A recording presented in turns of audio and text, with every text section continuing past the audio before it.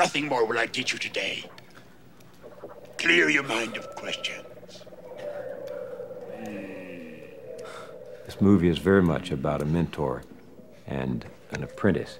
And I'm wondering, did you have such a mentor when you were growing up? Is this part of the movie an extension of what happened to you? Obviously, my first mentor was my father, but then you progress with either people that are more skilled in a particular area than you are. In film, Francis Coppola became my mentor and taught me how to write screenplays, taught me how to work with actors. I was much more of a cameraman and a film editor, much more on the technical side of things.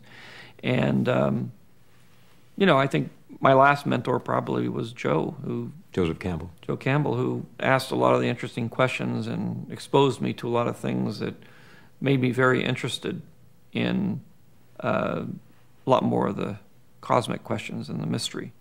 And I've been interested in those all my life, but I hadn't focused it the way I had once I got to be good friends with Joe.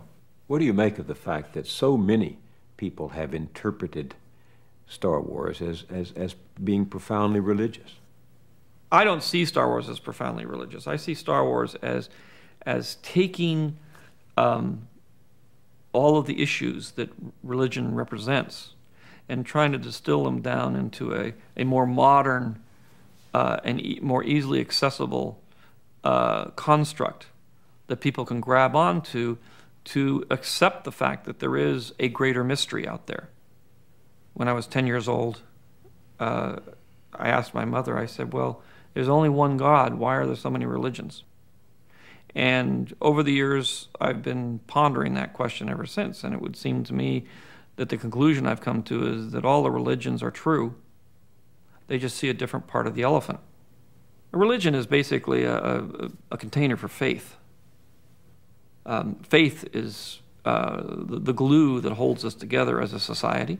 Faith in our culture, our world, whatever it is that we're trying to hang on to.